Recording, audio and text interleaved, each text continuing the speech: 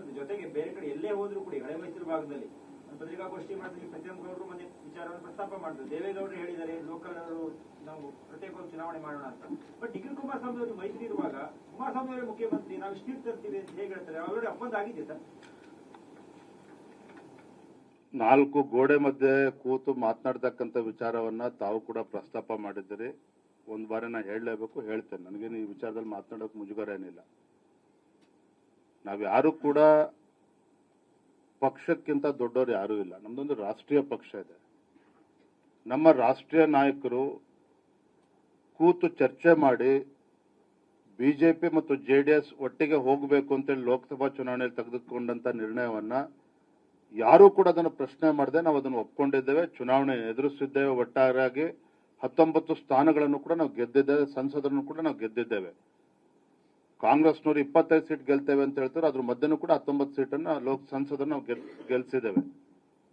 So ಒಂದು ರಾಷ್ಟ್ರೀಯ ಪಕ್ಷವಾಗಿ ಒಂದು ರಾಷ್ಟ್ರೀಯ ನಾಯಕರು ತೆಗೆದುಕೊಂಡಿರ್ತಕ್ಕಂಥ ನಿರ್ಧಾರಕ್ಕೆ ನಾವು ತಲೆ ಬಾಗ್ಲೇಬೇಕಾಗ್ತದೆ. ನಮ್ಮೆಲ್ಲರ ಕರ್ತವ್ಯನೂ ಕೂಡ ಇದೆ. ಅದು ರಾಜ್ಯಾಧ್ಯಕ್ಷರಿಗೂ ಕೂಡ ಅನ್ವಯಿಸ್ತದೆ, ಶಾಸಕರು ಕೂಡ ಅನ್ವಯಿಸ್ತದೆ, ನಮ್ಮ ಪಕ್ಷದ ಕಾರ್ಯಕರ್ತರು ಅನ್ವಯಿಸ್ತದೆ, ಎರಡೂ ಪಕ್ಷಕ್ಕೂ ಕೂಡ ಅನ್ವಯಿಸ್ತದೆ.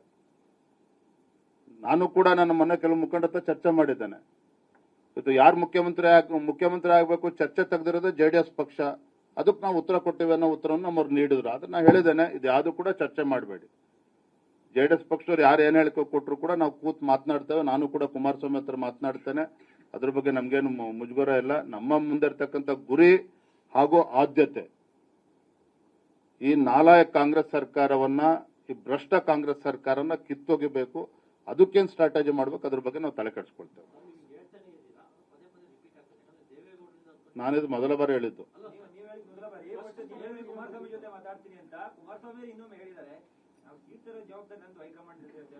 ನೋಡ್ರಿ, ನಮ್ದು ಏನಿಲ್ಲ ರೀ ಪಾಪ, ಹಂಗೇನಿಲ್ಲ. ನಾನೊಬ್ಬ ರಾಜ್ಯದ ಅಧ್ಯಕ್ಷನಾಗಿ ಒಂದು ಸ್ಪಷ್ಟಪಡಿಸ್ತೇನೆ. ಕರಾವಳಿ ಇರ್ಬೋದು, ಮಧ್ಯ ಕರ್ನಾಟಕ ಇರ್ಬೋದು, ಕಿತ್ತೂರು ಕರ್ನಾಟಕ ಇರ್ಬೋದು, ಕಲ್ಯಾಣ ಕರ್ನಾಟಕ ಇರ್ಬೋದು, ಹಳೆ ಮೈಸೂರು ಭಾಗ ಇರ್ಬೋದು, ನನ್ನ ಮುಂದೆ ಇರ್ತಕ್ಕಂಥ ಆದ್ಯತೆ ಮತ್ತು ಗುರಿ, ನಮ್ಮ ಪಕ್ಷ ಇವತ್ತು ಹಳೆ ಮೈಸೂರು ಭಾಗ, ಕಲ್ಯಾಣ ಕರ್ನಾಟಕ ಭಾಗದಲ್ಲೂ ಕೂಡ ಇನ್ನೂ ಶಕ್ತಿಯುತವಾಗಿ ನಾವು ಬೆಳಿಬೇಕು, ಸಂಘಟನೆ ಬಲಪಡಿಸಬೇಕು, ಮುಂದೆ ಅತಿ ಹೆಚ್ಚು ಶಾಸಕರುಗಳನ್ನು ಈ ಭಾಗದಲ್ಲೂ ಕೂಡ ಗೆಲ್ಲಬೇಕು ಅನ್ನೋ ಒಂದು ಗುರಿ ಹಿಡ್ಕೊಂಡು ನಾವು ಹೊರಟಿದ್ದೇವೆ. ಮತ್ತು ಹಾಸನ ಇರ್ಬೋದು, ಮಂಡ್ಯ ಇರ್ಬೋದು, ಹಳೆ ಮೈಸೂರು ಭಾಗ ಇರ್ಬೋದು, ನಮ್ಮ ಕಾರ್ಯಕರ್ತರ ಮುಖಂಡರ ಅಪೇಕ್ಷೆ ಇರುವಂತದ್ದು ಕೂಡ ನಾವು ಕೂಡ ನೆಕ್ಸ್ಟ್ ನಾವು MLAಗಳು ಗೆಲ್ಲಬೇಕು. ಜಿಲ್ಲಾ ಪಂಚಾಯತ್, ತಾಲೂಕ್ ಪಂಚಾಯತ್ ನಾವು ಕೂಡ ಹೆಚ್ಚು ಸ್ಥಾನವನ್ನು ಗೆಲ್ಲಬೇಕು. ಮೊನ್ನೆ ಮಂಡ್ಯದಲ್ಲೂ ಕೂಡ ಕೆಲವು ಕ್ಷೇತ್ರಗಳಲ್ಲಿ ಶ್ರೀರಂಗಪಟ್ಟಣ 42,000 ಓಟ್ ತಗೊಂಡಿದ್ದಾರೆ ಸಚಿವರು.